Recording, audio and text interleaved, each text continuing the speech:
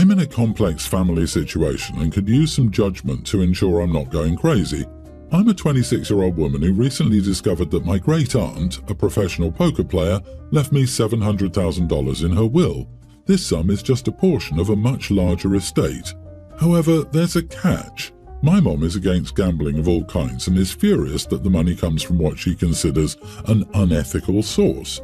She's so against it that she's now saying I shouldn't accept the inheritance.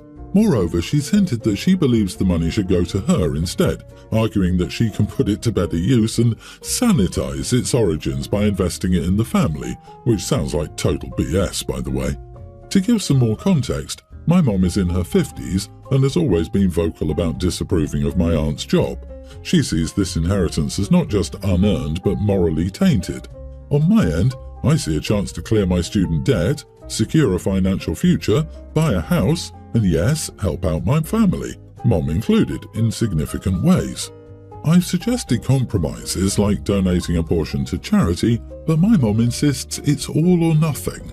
Either I refuse the entire inheritance or I'm acting against her wishes. It feels like a no-win situation where I'm being asked to choose between financial stability and my relationship with my mom, which is usually great. We're best friends and this is hurting me.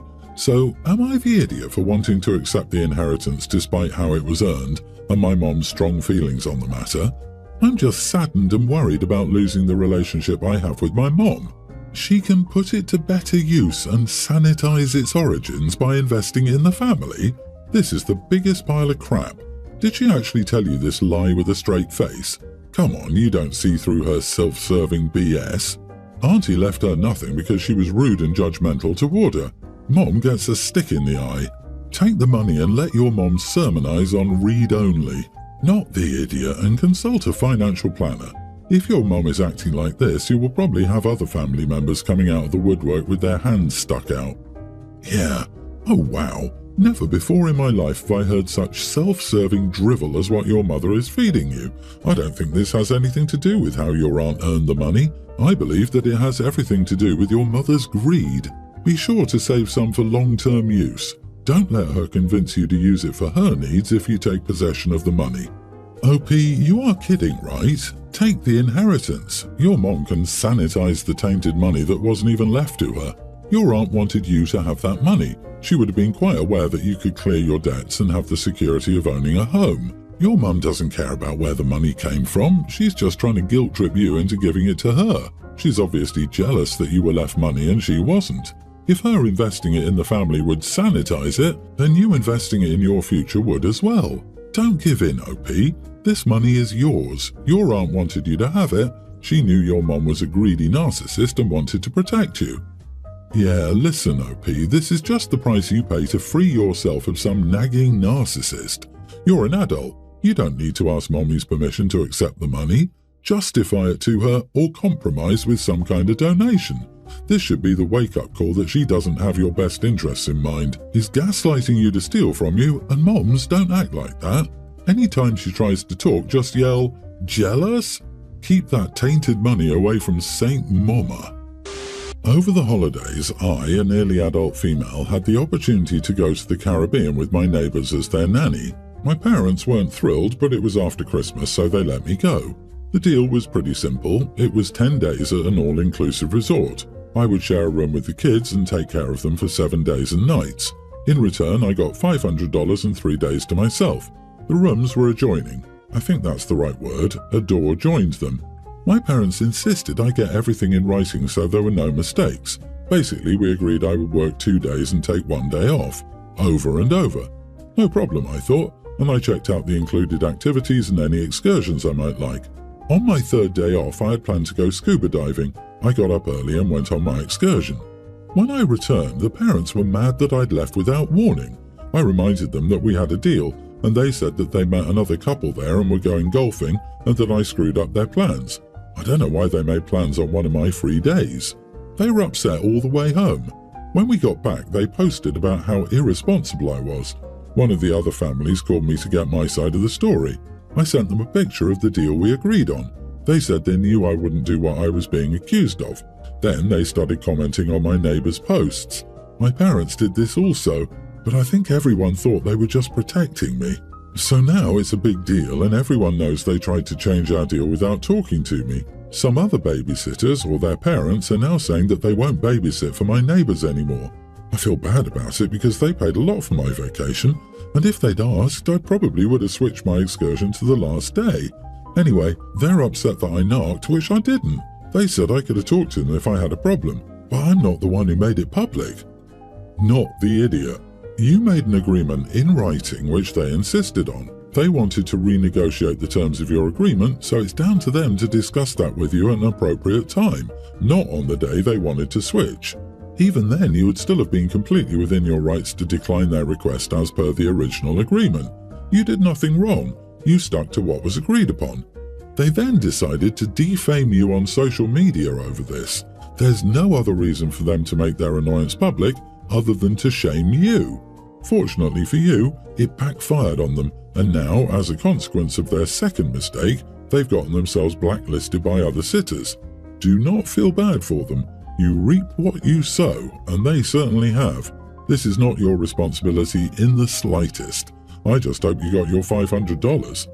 They said that I could have talked to them if I had a problem. That ship sailed the second they posted their lies. Don't feel guilty. Too many deserving parents and kids need babysitters for these people to get good, hard-working babysitters. 7 days of babysitting costs more than $500. Those 3 days off are the rest of your payment. Recently, my family was invited to my brother's wedding. My brother and I, our daughter 21 and our son 18, and everyone except our younger son teen because it's a child-free wedding. I called my brother to confirm that my son wasn't invited because I've been to a child-free wedding before that's 13 plus or 16 plus, and my son won't behave badly or need such close supervision as a younger child would. My brother was very apologetic and said that he couldn't make exceptions to his rule, that some of his friends have much younger kids and that he didn't want to look like he was showing favoritism by allowing my teenager to come. That was fine by me. I understand child-free weddings. I had a child-free wedding before having kids. My brother has 2 children of his own from a previous marriage, teens, and 2 of my sister's kids are also under 18, young teen and mid-teen, and I assume none of them would be invited either. The wedding is in a different country and my family will be flying out for the weekend. My teen son is a bit sad about not being invited because he and my brother are close.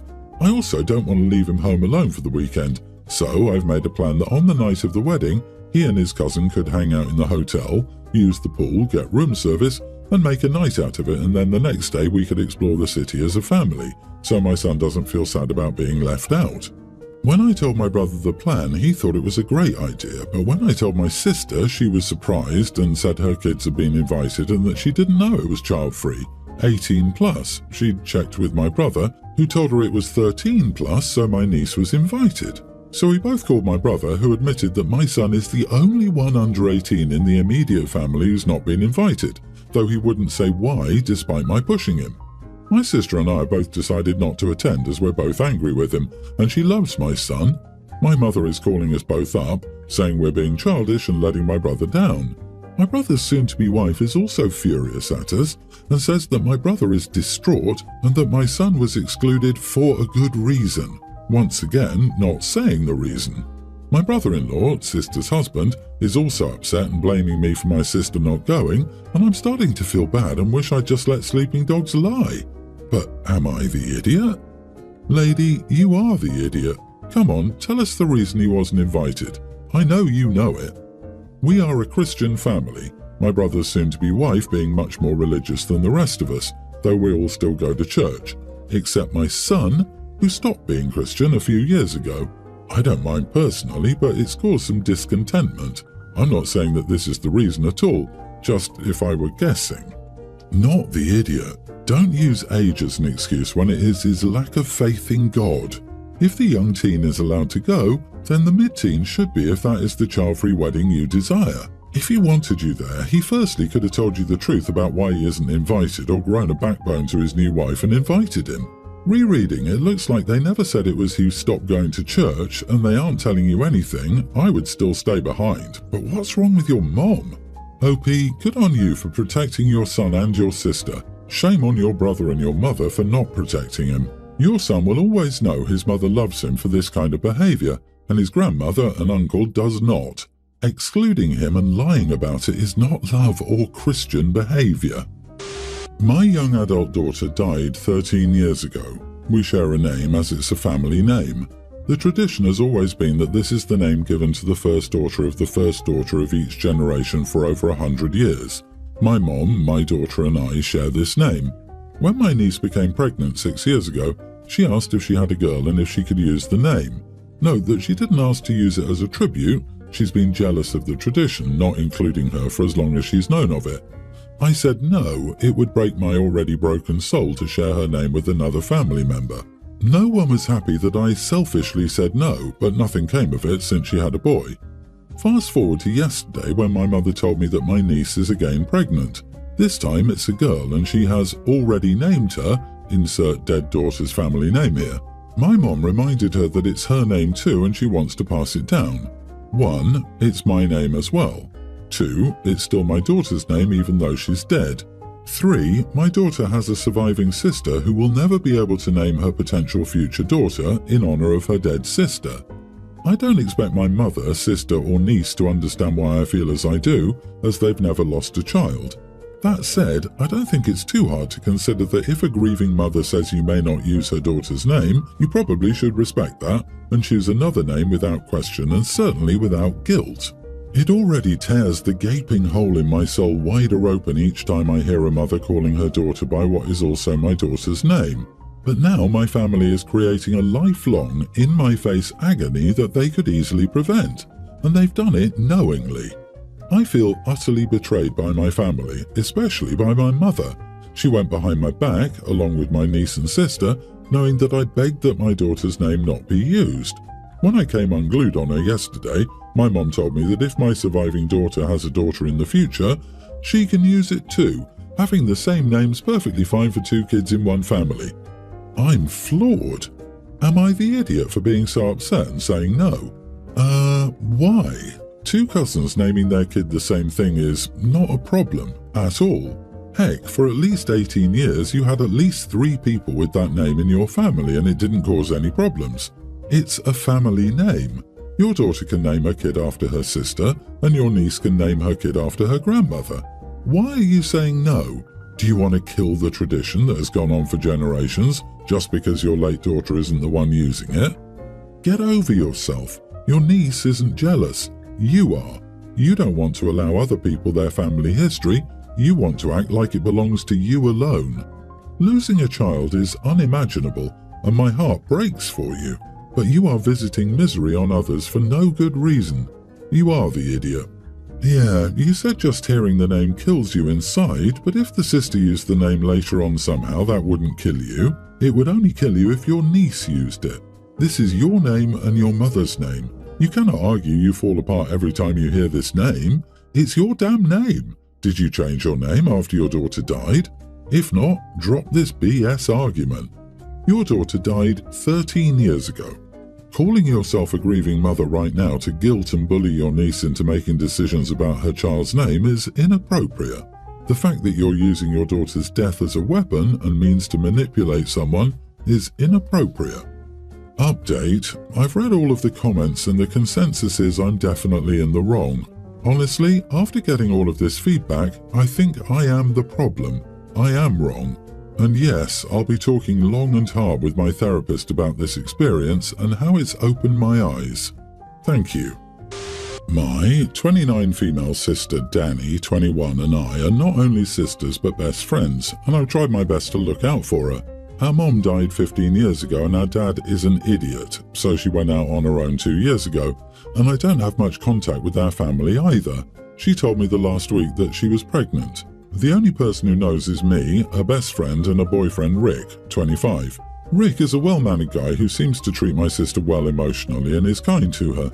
Danny and Rick have been together for over a year and a half. Not long at all. They moved in together a few months ago and seem to have a good relationship, but like any couple, they have disagreements or times they get on each other's nerves. As I stated, my sister is only 21. She and her boyfriend both work and seem to be doing alright financially for 2 young people starting out in life. Definitely not for bringing a child into the mix. They both don't have college degrees, so their job income isn't the best, but it is quite above minimum wage. which surprised me when she started working at her job. I asked her how it happened, like if it was an accident or not, and she told me it wasn't on purpose, but there was no extensive protection.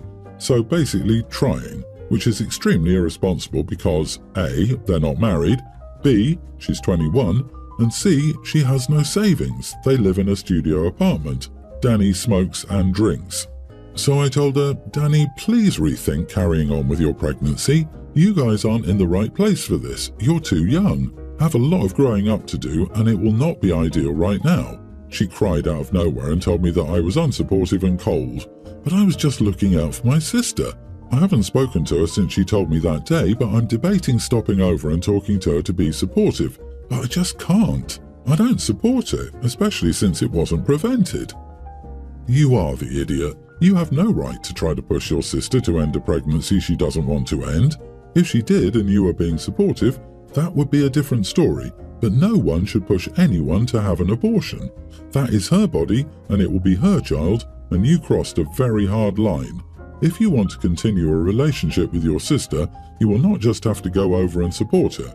You will have to immediately apologize. Tons of people have children even younger than 21, and while you may not think she's ready, it's not your choice.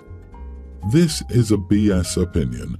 You don't really love someone if you don't remind them when they're heading down the wrong path. Loving someone is not enabling all their crappy decisions, and having a baby so young with no financial stability is a crappy decision. Just because plenty of people do it doesn't make it any less crappy. It's still the sister's choice, but love is not enabling and lying about the reality of her situation.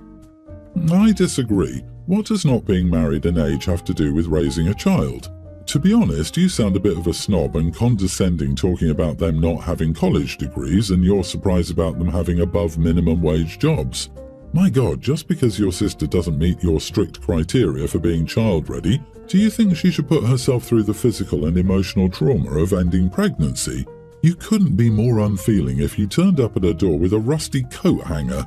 Jeez, what an awful, insulting, cold way to relay your unsolicited opinion.